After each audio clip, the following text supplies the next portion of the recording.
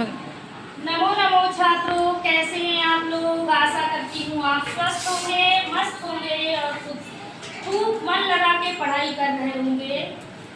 हम आपके लिए आज लेके आए हैं संधि प्रकरण। क्या लेके आए हैं? संधि प्रकरण।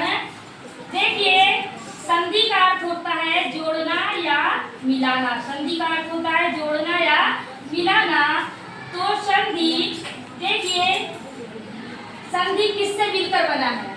तो संधि मिलकर बना है सम उपसर्ग, ध धातु और ई प्रत्यय से मिलकर क्या बना है?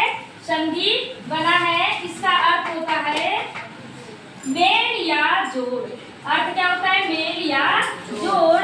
सम उपसर्ग, ध धातु और ई प्रत्यय से मिलकर क्या बना है? संधि बना है। समझ गए? संधि की परिभाषा हम संस्कृत में आपको बता रहे हैं। द्वयो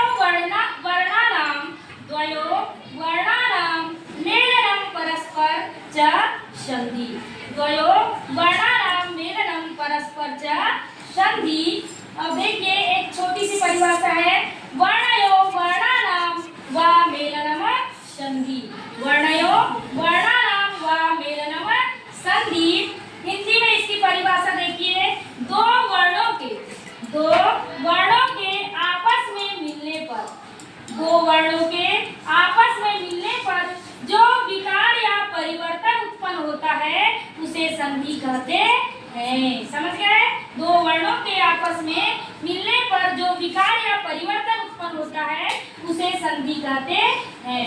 जैसे हीम धन आलयः।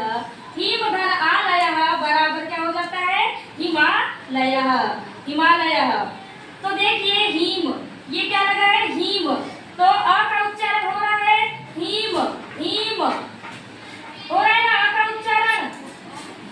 ये देखिए यहाँ पे अ, हीम, हीम अ आ रहा है कि नहीं? तो ये अ धन आ बराबर दोनों मिलकर क्या हो जाएंगे? आ। क्या हो जाएंगे? आ। अ धन आ बराबर मिलके दोनों क्या हो जाएंगे? बड़ा आ, यानी दीर्घ वर्ण हो जाएगा। जैसे देखिए, ही धन म, ये आधा है, ठीक है, आधा म है। धन आ धन लयः। जैसे ही का तो ही आ गया, यहाँ आधा म है तो ये आ कहाँ आ जाएगा? म में उठ के आ जाएगा। तो क्या हो जाएगा? माँ। क्या हो जाएगा? माँ। ये म है तो यहाँ माँ हो जाएगा लय। तो हिम धन माँ धन लयः बराबर हिमालयः। समझ गए? इतना समझ आया आपको? अब देखिए संधि के भेद। संधि के कितने भेद होते हैं? संधि के 3 भेद होते हैं।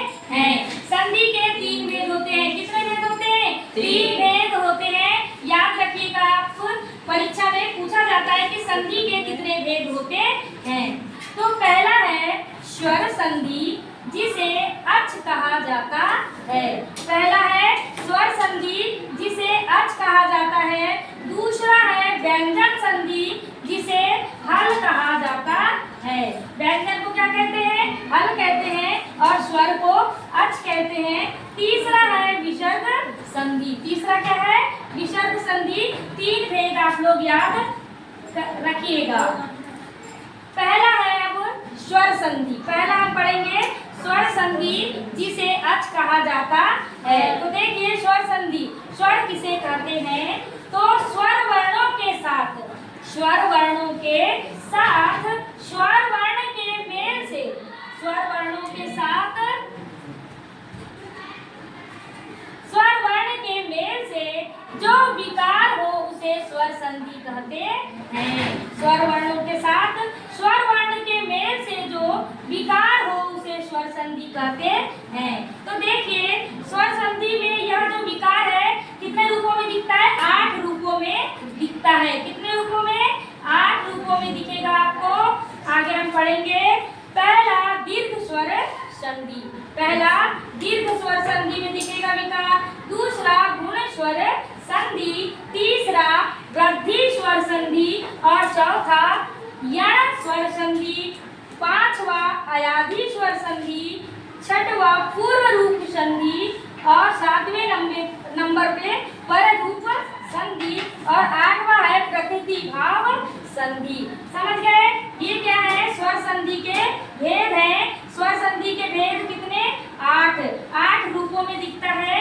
और ऐसे तो 5 रूपों में है, लेकिन 8 रूपों में इसका क्या किया जाता है? इसका विकार 8 रूपों में दिखता है। और मेन तो कितने हैं?